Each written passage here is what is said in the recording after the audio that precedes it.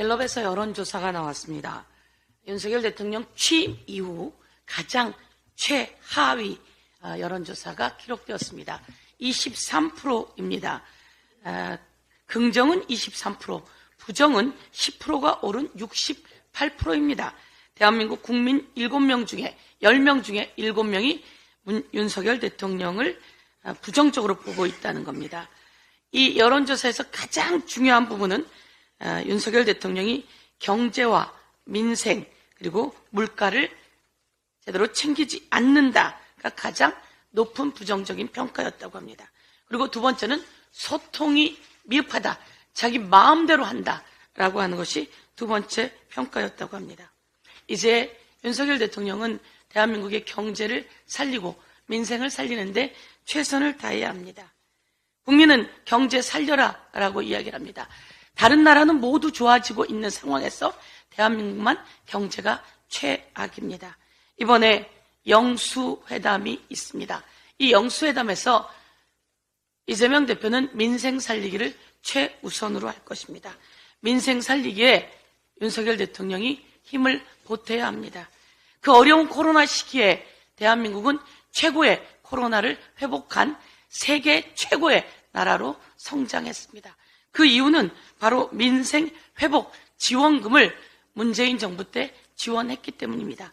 그 돈이 마중물이 되었고 그것이 경제를 살려서 대한민국은 그 어려운 코로나 시기에도 세계 10위 경제 대국으로 성장했습니다. 그래서 문재인 대통령 시절에 G7 정상회담에 초청받았습니다. 그런데 윤석열 대통령은 외교한다고 작년에 12달 중 13번을 순방을 나갔습니다. 그럼에도 불구하고 이번에 G7 정상회담에 초청받지 못했습니다. 2번을 초청받지 못했습니다. 외교가 엉망입니다. 모두 허리띠를 졸라매고 재정도 적자이고 세수도 적자이고 이런 상황에서 돈을 펑펑 쓴 곳은 바로 용산 대통령실입니다. 청와대에서 대통령실을 용산으로 이전하면서 돈을 펑펑 썼고 외교 순방한다며 돈을 펑펑 다 쓰고 또다시 마련하지 않았습니까? 그리고 이 성적표는 최악입니다. 윤석열 대통령 한동훈 비대위원장에게 오찬을 제안했다가 거절당했다고 하죠. 아바타라며 자랑하던 한동훈 전 비대위원장까지 오찬을 거절했습니다. 윤석열 대통령, 국민도 대통령을 지지하지 않고 거부합니다. 외교 무대도 윤석열 대통령을 지지하지 않고 초청하지 못했습니다. 거부당했습니다.